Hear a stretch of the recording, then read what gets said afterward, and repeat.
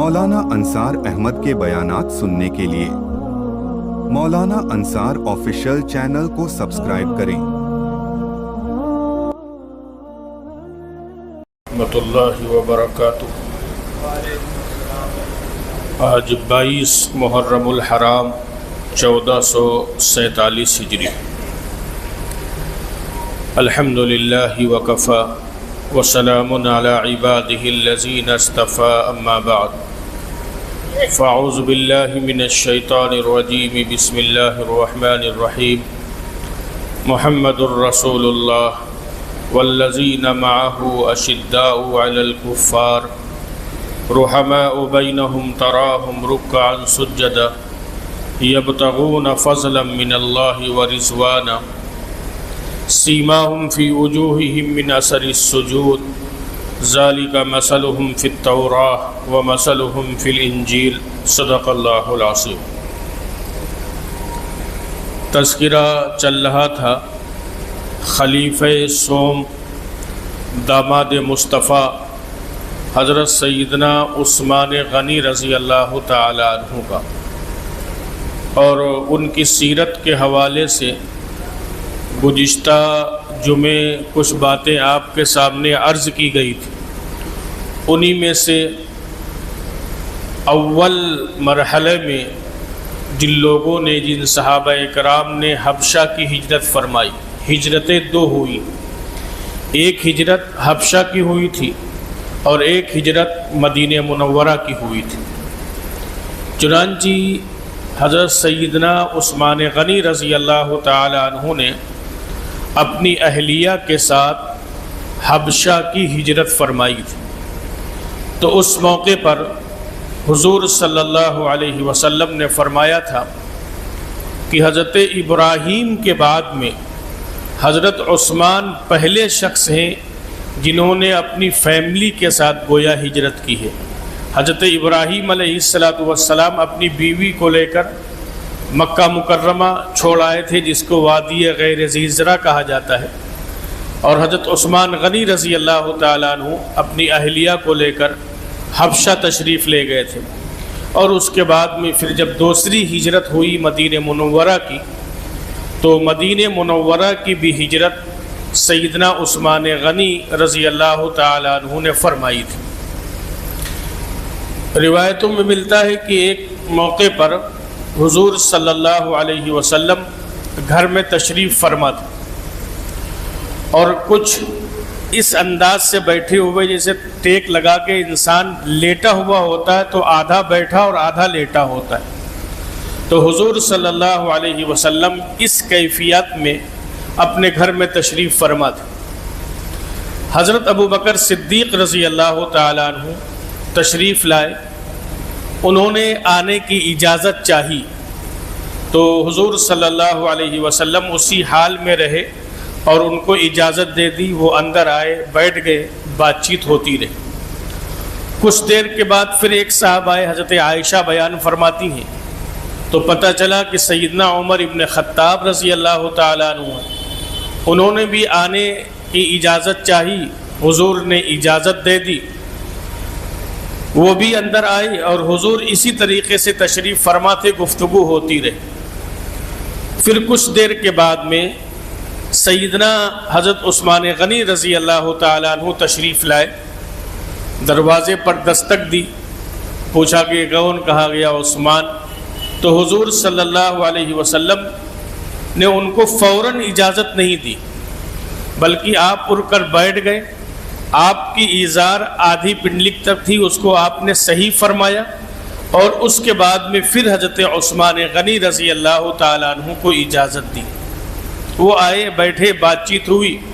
جب سارے لوگ چلے گئے، حضرت عائشہ رضی اللہ تعالیٰ عنہ حجرے سے، پردے سے اس منظر کو دیکھ رہی تھی، تو انہوں نے جانے کے بعد میں پوچھا تھا کہ ابو بکر آئے، آپ یوں ہی تشریف فرما رہے، عمر آئے، آپ یوں ہی تشریف فرما رہے، لیکن جب عثمان آئے تو آپ نے اپنی چادر صحیح کی، آپ اٹھ کر بیٹھ گئے، تو یہ بات سمجھ میں نہیں آئی۔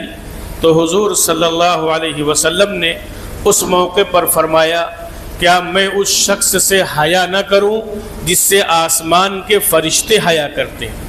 اور پھر حضور صلی اللہ علیہ وسلم نے فرمایا اگر میں اسی انداز میں رہتا اور حضرت عثمان کو اجازت دے دیتا تو ان کے اندر اتنی زیادہ حیا ہے مزاج میں کہ پھر وہ مجھ سے اپنی بات نہ کہہ سکتے اور واپس چلے جاتے۔ آپ دیکھیں خطبہ جمعہ کے اندر الحیاء شعبۃ، حضرت عثمان غنی رضی اللہ تعالیٰ عنہ کا یہ لقب پڑ گیا۔ اسی طریقے سے جامع القرآن، قرآن کو جمع کرنے والے بھی حضرت عثمان غنی رضی اللہ تعالیٰ عنہ۔ ایک موقع پر عید پڑی تو عید کے دن حضرت عائشہ رضی اللہ تعالیٰ عنہ نے حضور صلی اللہ علیہ وسلم سے فرمایا کہ آج عید کا دن ہے، گھر میں کچھ ہے نہیں تو کچھ انتظام فرما دیجئے تاکہ کچھ پکا لیں، گھر والوں کے لیے بھی ہو جائے گا، مدینے کے یتیم آئیں گے، مدینے کی بیوائیں آئیں گی اور مدینے کے مساکین آئیں گے، کچھ ان کے لیے بھی انتظام ہو جائے گا۔ تو اس موقع پر امام الانبیاء سیدنا محمد الرسول اللہ صلی اللہ علیہ وسلم نے فرمایا کہ میرے پاس تو کچھ نہیں۔ اب آپ سوچیں عید کا دن اور آقا نامدار فرما رہے ہیں کہ میرے پاس تو کچھ نہیں ہے کہ ہم تم کو کچھ دیں اور تم گھر میں کچھ پکاؤ۔ یہ انہوں نے فرمایا آپ نے، اور آپ عید کے لیے تشریف لے گئے عید کی نماز پڑھانے کے لیے۔ آپ نماز پڑھا کر جب واپس تشریف لائے تو آپ علیہ السلام نے کہ دیکھا گھر میں کچھ پکا ہوا ہے اور کچھ مدینے کے یتیم بیوائیں آ رہی ہیں۔ تو حضور صلی اللہ علیہ وسلم نے حضرت عائشہ رضی اللہ تعالیٰ عنہ سے پوچھا کہ آج تو گھر میں کچھ نہیں تھا پکانے کو اور میرے پاس بھی کوئی انتظام نہیں تھا، لیکن کچھ لگ رہا ہے گھر میں کچھ پکا ہے، تو یہ انتظام کہاں سے ہوا؟ تو حضرت عائشہ رضی اللہ تعالیٰ عنہ نے فرمایا کہ آپ جب تشریف لے گئے تو حضرت عثمان غنی رضی اللہ تعالیٰ عنہ کی طرف سے آپ کی تمام ازواج مطہرات، یوں کہا جائے امت کی ماؤں کے گھر، حضرت عثمان غنی رضی اللہ تعالیٰ عنہ نے سامان سے لدا ہوا ہر ازواج مطہرات کے گھر ایک ایک اونٹ سامان سے لدا ہوا بھیجا تھا، جس میں ضروریات کا سامان تھا، کچھ پکا ہوا تھا، کچھ ہم نے تیار کیا۔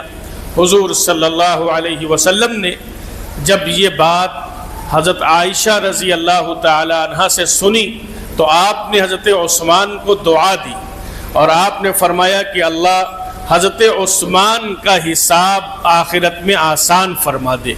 یہ دعا سیدنا محمد الرسول اللہ صلی اللہ علیہ وسلم نے سیدنا عثمان غنی رضی اللہ تعالی عنہ کو دی۔ اسی طریقے سے جب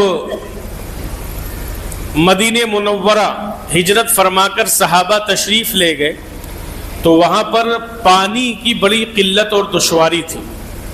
ایک کنواں تھا میٹھے پانی کا جس کو بئر روما کہا جاتا ہے، وہ ایک یہودی کے قبضے میں تھا اور وہ یہودی اس کا پانی بیچتا تھا بھاری قیمت پر، تو مسلمانوں کو بھی پانی لینے میں دقتیں ہوتی تھیں۔ حضور علیہ السلام نے فرمایا کاش کوئی اس کو خرید کر مسلمانوں کے لیے وقف کر دیتا۔ حضرت عثمان غنی رضی اللہ تعالی عنہ اس یہودی کے پاس گئے اور جانے کے بعد میں اس سے کنویں کی بیچنے کی بات کی تو اس نے منع کر دیا کہ ہم کنواں نہیں بیچیں گے۔ تو حضرت عثمان غنی رضی اللہ تعالیٰ عنہ نے اس سے فرمایا کہ ایسا کرو کہ آدھا کنواں بیچ دو۔ تو اس نے کہا آدھا کیسے بیچ دے؟ کہا ایک دن پانی کے مالک ہم، ایک دن پانی کے مالک تم۔ تو یہ بات اس کی سمجھ میں آئی اور اس نے بھاری قیمت لگائی۔ حضرت عثمان غنی رضی اللہ تعالیٰ عنہ نے وہ قیمت اس کو ادا کر دی اور ادا کرنے کے بعد میں ایک دن پانی کے گویا مالک بن گئے حضرت عثمان غنی رضی اللہ تعالیٰ عنہ۔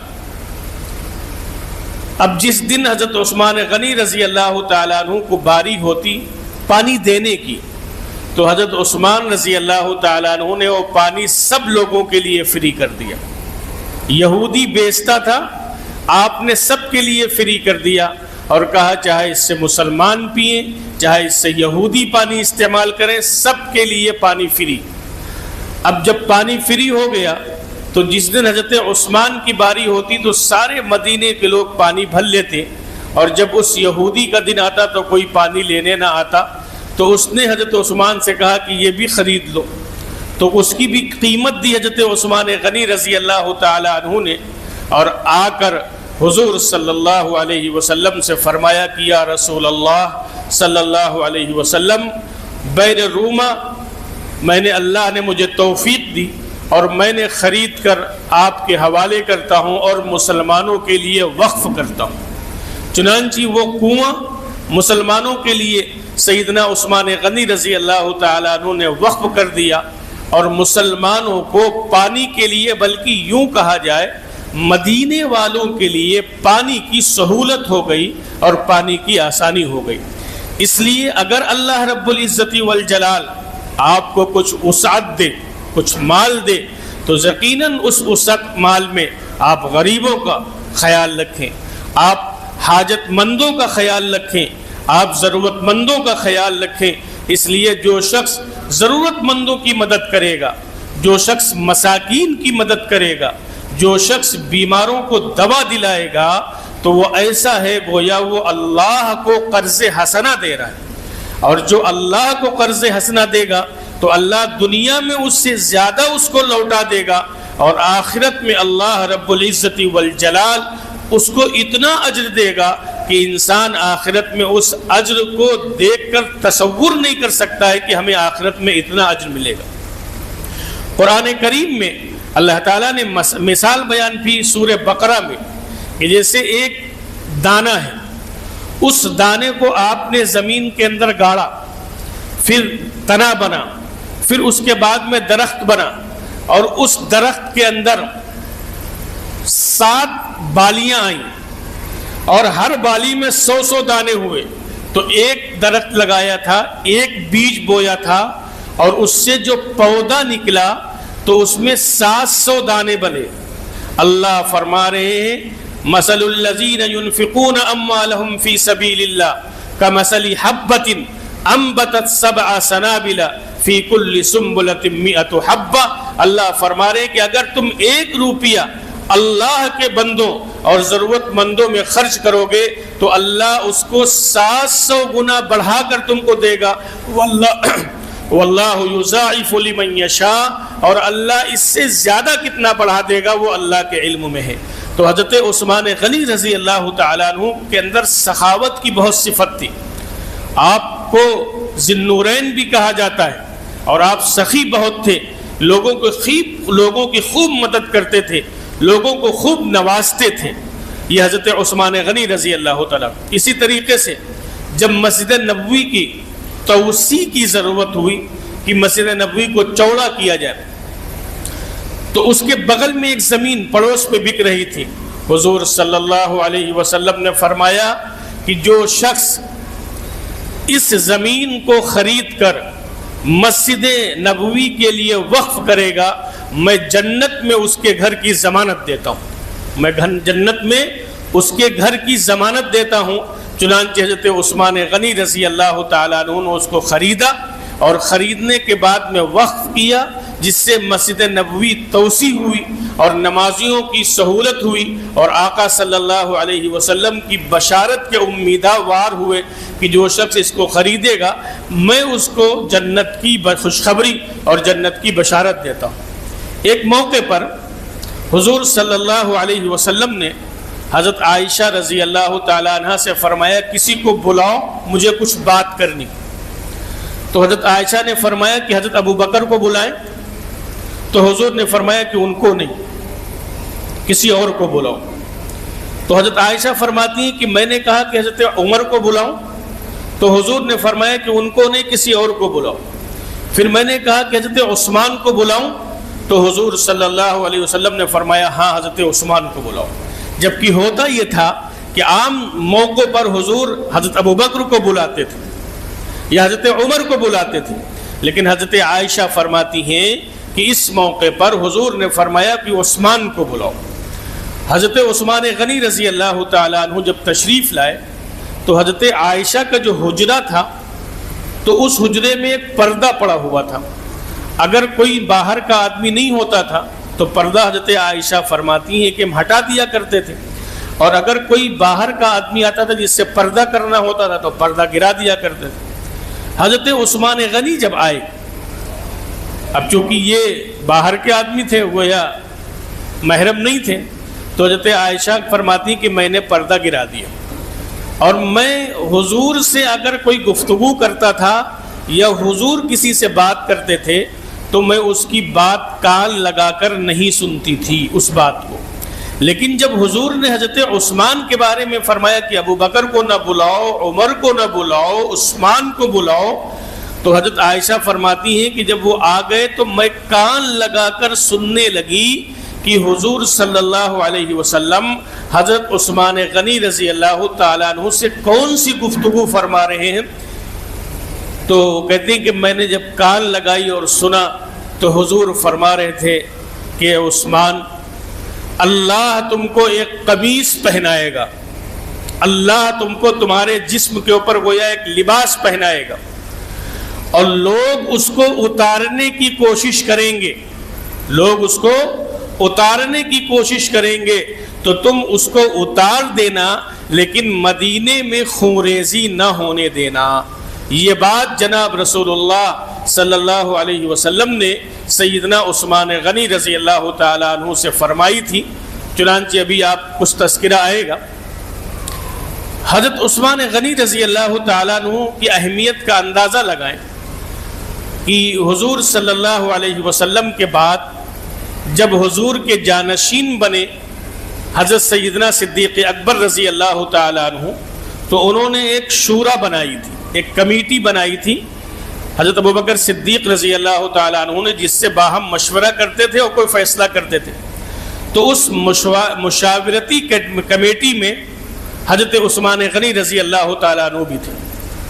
اسی طریقے سے ان کی وفات کے بعد, حضرت ابوبکر صدیق کی وفات کے بعد میں حضرت عمر رضی اللہ تعالیٰ عنہ جب خلیفہ بنائے گئے تو حضرت عمر رضی اللہ تعالیٰ عنہ بھی حضرت عثمان غنی رضی اللہ تعالیٰ عنہ کو اس کمیٹی میں رکھا, جو مشاورتی کمیٹی, جو خاص لوگ افراد تھے, اس میں حضرت عثمان غنی کو بھی منتخب فرمایا. اسی طریقے سے سیدنا عمر ابن خطاب رضی اللہ تعالیٰ عنہ بہت دور اندیش تھے, لیکن آپ دیکھیں کہ سیدنا عثمان غنی رضی اللہ تعالیٰ عنہ نے اپنے خلافت کے زمانے میں حضرت امیر معاویہ رضی اللہ تعالیٰ عنہ کو گورنر بنایا تھا, اور انہوں نے اپنی دور اندیشی سے یہ سمجھ لیا تھا کہ یہ شخص ایسا ہے جس کی وجہ سے اللہ دین اسلام کی بہت خدمت لے گا. حضرت امیر معاویہ رضی اللہ تعالیٰ عنہ کے لیے اتنی بات کافی ہے کہ وہ صحابی رسول ہیں, وہ صحابی رسول ہیں. اور حضرت امیر معاویہ رضی اللہ تعالیٰ عنہ پر جب سیدنا عمر ابن خطاب رضی اللہ تعالیٰ عنہ اعتماد فرما رہے ہیں اور ان پر اعتماد کر کر ان کو ایک صوبے کا گورنر بنا رہے ہیں سیدنا عمر ابن خطاب رضی اللہ تعالیٰ عنہ, اس سے آپ حضرت معاویہ کی فضیلت کا اندازہ لگائیں. اس سلسلے میں انشاءاللہ بعد میں گفتگو ہوگی. سیدنا عثمان غنی رضی اللہ تعالیٰ عنہ کا جب دور آیا تو اس دور میں حضرت عمر نے حضرت معاویہ رضی اللہ تعالیٰ عنہ کو گورنر بنایا تھا, تو حضرت عثمان غنی رضی اللہ تعالیٰ عنہ نے ان کو اس عہدے پر باقی رکھا, ان کو معزول نہیں کیا. اور یہ جو بحری بیڑا ہوتا ہے, سمندری بحری بیڑا, اس کو سب سے پہلے اس دنیا میں اگر کسی نے بنایا ہے تو امیر معاویہ رضی اللہ تعالیٰ عنہ نے بنایا ہے. سمندری بحری بیڑا, اس کی بنیاد اور اس کی وجہ اور اس کو بنانے والے حضرت معاویہ رضی اللہ تعالیٰ عنہ ہیں. اس سے اندازہ لگائیں کتنے دور اندیش اور کتنے ذہین تھے حضرت معاویہ رضی اللہ تعالیٰ عنہ. بہرحال اس پر کسی اور جمعے کو گفتگو ہوگی. حضرت عمر رضی اللہ تعالیٰ عنہ کو جب برچھا مارا گیا فجر کی نماز میں مصلی رسول پر مدینہ منورہ میں, اور آپ زخمی ہو گئے, تو پھر آپ نے سوچا اب ہمارے بعد خلیفہ کون ہوگا. تو آپ نے 6 لوگوں کو نامزد کیا تھا. حضرت عمر ابن خطاب رضی اللہ تعالیٰ عنہ نے 6 لوگوں کو نامزد کیا تھا, کہ ان 6 لوگوں میں سے ہمارے بعد کسی کو خلیفہ بنایا جائے۔ اچھا ترتیب کیا تھی خلیفہ بنانے کی؟ جب حضور کا وصال ہوا تو حضور نے چھوڑ دیا کہ مسلمان جس کو چاہیں گے اس کو خلیفہ بنا لیں گے۔ اشارے دے دیے تھے حضور نے ابو بکر صدیق کے بارے میں، لیکن نامزد نہیں کیا تھا حضور نے۔ مسلمانوں نے متفقہ طور پر حضور کے بعد حضور کا جانشین ابو بکر صدیق کو متعین کر لیا۔ جب ابو بکر صدیق رضی اللہ تعالی عنہ کا وصال ہونے لگا تو انہوں نے صحابہ کے مشورے سے سیدنا عمر ابن خطاب رضی اللہ تعالی عنہ کو نامزد کیا تھا کہ میرے بعد جو خلیفہ ہوں گے وہ عمر ابن خطاب رضی اللہ تعالی عنہ ہوں گے۔ تو گویا حضرت ابوبکر نامزد کر کے گئے۔ حضرت عمر نے دونوں کاموں سے الگ ہٹ کے کیا۔ ایک 6 رکنی ٹیم بنائی جس میں حضرت عثمان رضی اللہ تعالی عنہ، حضرت عبد الرحمن بن عوف رضی اللہ تعالی عنہ، حضرت علی رضی اللہ تعالی عنہ، حضرت طلحہ رضی اللہ تعالی عنہ، حضرت زبیر رضی اللہ تعالی عنہ اور حضرت سعد بن وقاص رضی اللہ تعالی عنہ۔ یہ عشرے مبشرہ میں سے ہیں۔ ان 6 کو متعین فرمایا اور یہ کہا کہ مسلمان ان پہ سے جس کو چاہیں میرے بعد اپنا خلیفہ متعین کر لیں۔ حضرت عمر ابن خطاب رضی اللہ تعالیٰ عنہ کا انتقال ہو گیا، شہید ہو گئے۔ اب شہادت کے بعد یہ ہوا کہ خلیفہ کس کو بنایا جائے۔ اب 6 لوگوں کو جو حضرت عمر نے متعین کیا تھا تو حضرت عبد الرحمن بن عوف رضی اللہ تعالی عنہ نے ان 6 لوگوں کو بیٹھایا اور بیٹھانے کے بعد میں کہا تم میں سے 3 لوگ اپنی رائے 3 لوگوں کو دے دیں اور وہ اس سے الگ ہٹ جائیں تاکہ فیصلہ کرنے میں آسانی ہو جائے۔ تو جب یہ بات کہی انہوں نے حضرت عبد الرحمن بن عوف رضی اللہ تعالیٰ عنہ، یہ بڑے صحابی ہیں اور اس وقت بڑے تاجر بھی تھے، جب یہ بات کہی تو اس کے بعد میں حضرت زبیر نے کہا کہ میں اپنی رائے حضرت علی کو دیتا ہوں اور میں اس سے الگ ہٹتا ہوں، دستبردار ہوتا ہوں۔ حضرت طلحہ نے کہا کہ میں اپنی رائے حضرت عثمان رضی اللہ تعالیٰ عنہ کے سپرد کرتا ہوں، میں اس سے دستبردار ہوتا ہوں۔ حضرت سعد بن ابی وقاص رضی اللہ تعالیٰ عنہ نے کہا کہ میں اپنی رائے حضرت عبد الرحمن بن عوف کو دیتا ہوں اور میں اس سے دستبردار ہوتا ہوں۔ تو اب 3 لوگ ہٹ گئے، 3 بچے۔ حضرت عبد الرحمن بن عوف بچے، حضرت علی رضی اللہ عنہ بچے، حضرت عثمان بچے۔ حضرت عبد الرحمن بن عوف رضی اللہ تعالیٰ عنہ مدینہ منورہ میں لوگوں سے مشورہ کرتے رہے کہ کس کو خلیفہ بنایا جائے۔ جو وفود اس وقت مدینے میں آئے تھے ان سے بات کرتے رہے کہ اس وقت خلیفہ کس کو بنایا جائے۔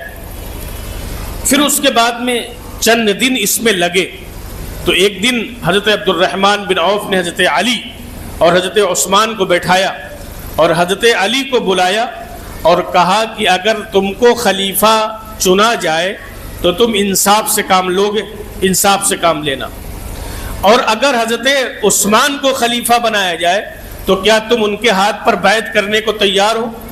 تو حضرت علی رضی اللہ تعالیٰ عنہ نے کہا بالکل میں تیار ہوں۔ حضرت عثمان غنی رضی اللہ تعالیٰ عنہ کو الگ لے گئے حضرت عبد الرحمن بن عوف اور کہا کہ اگر تم کو خلیفہ بنایا جائے تو تم انصاف کرو گے؟ کہا جی انصاف کریں گے۔ اور کہا کہ اگر حضرت علی کو خلیفہ بنایا جائے تو کیا تم ان کے ہاتھ پر بیعت کرو گے؟ تو حضرت عثمان غنی رضی اللہ تعالیٰ عنہ نے فرمایا کہ میں ان کے ہاتھ پر بیعت کرنے کو تیار ہوں۔